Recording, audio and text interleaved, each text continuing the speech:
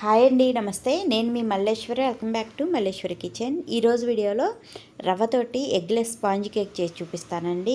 Oven లేకుండా మనం ఇంట్లో ఉన్న వాటితోనే కేక్ ఎలా ప్రిపేర్ చేసుకోవచ్చో చేసి చూపిస్తాను.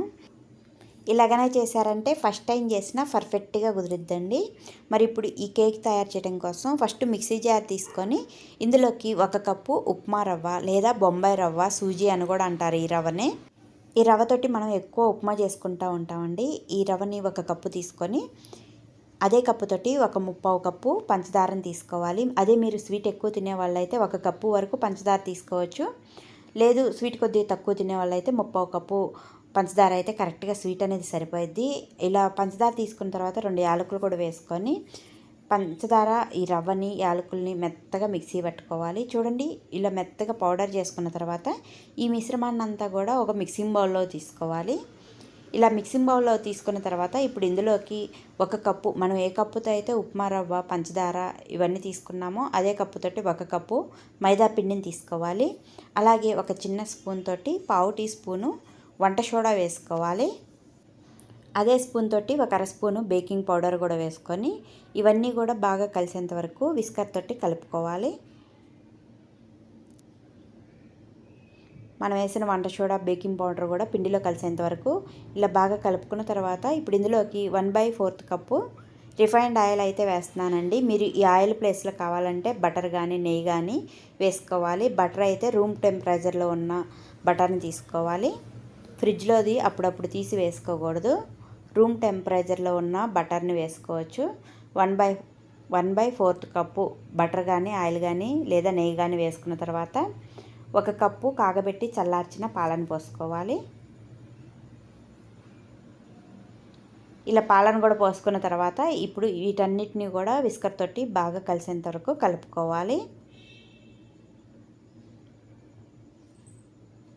ఇలా కలుపుకున్న తర్వాత ఇప్పుడు మరొక 1/2 కప్పు కాగబెట్టి చల్లార్చిన పాలనే తీసుకోవాలి. ఈ కేక్ బ్యాటర్ని కలుపుకోవడానికి మొత్తం 1.5 కప్పు పాలనైతే మనకి అవసరపడతాయండి. ఫస్ట్ 1 కప్పు పోసుకొని బాగా కలుపుకోవాలి. రవ్వ కదా, మనం 1 కప్పు పోయంగానే రవ్వ పీల్చుకొని కాస్త దగ్గర పడిద్ది అనమాట. అందుకని మరొక 1/2 కప్పు పోసుకొని ఈ మిశ్రమాన్ని అంతా కూడా ఒక 2 నిమిషాల పాటు ఇలా బాగా బీట్ చేసుకోవాలి. మనం ఎంత బాగా కలుపుకుంటామో మనకి కేక్ అనేది అంత బాగా వస్తుంది.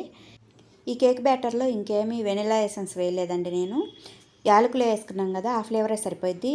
మీకు వెనిలా ఎసెన్స్ ఫ్లేవర్ కావాలనుకుంటే యాలకులు స్కిప్ చేసేసి కొద్దిగా వెనిలా ఎసెన్స్ వేసుకుంటే సరిపోద్ది. ఇప్పుడు కేక్ బ్యాటర్ రెడీ అయింది కదా, కేక్ ట్రేకి నెయ్యి కానీ ఆయిల్ కానీ బటర్ కానీ రాసుకొని పైన మైదా పిండితోటి ఇలా కోట్ చేసుకొని పెట్టుకోవాలి. ఇప్పుడు మనం రెడీ చేసి పెట్టుకున్న కేక్ బ్యాటర్ని అంతా కూడా ఈ కేక్ ట్రేలోకి తీసుకోవాలి. కేకులు చేయడానికి ఇలాంటి గిన్నెలు ఉంటే ఇందులోకి బ్యాటర్ అనేది వేసుకోండి. లేకపోయినా పర్లేదు. మన అందరి ఇళ్ళల్లో తెల్ల గిన్నెలు, అల్యూమినియం గిన్నెలు ఉంటాయి కదండి, లేదా స్టీల్ గిన్నెలు. అల్యూమినియం కానీ స్టీల్ గిన్నెల్లో కానీ ఎందులోనైనా సరే కేక్ అనేది చేసుకోవచ్చు. కాకపోతే కొద్దిగా పలచగా ఉండేవి తీసుకొని మరీ మందపై కాకుండా వీటికి ఆయిల్ కానీ బటర్ కానీ రాసుకొని కొద్దిగా మైదా పిండితో పైన కోట్ చేసుకున్న తర్వాత ఈ కేక్ బ్యాటర్ని వేసుకోండి. ఇప్పుడు స్టవ్ పైన కొద్దిగా అడుగు మందంగా ఉన్న గిన్నెని పెట్టేసుకొని ఒక 5 నిమిషాల పాటు ఫ్లేమ్ మీడియంలో పెట్టేసుకొని ఫ్రీ హీట్ చేసుకోండి. అప్పుడు గిన్నె అనేది బాగా వేడయిద్ది. ఇప్పుడు ఇలాంటి స్టాండ్ కానీ లేదా అడుగున సాల్ట్ కానీ ఇసుక కానీ ఏదైనా సరే పోసుకోవచ్చండి.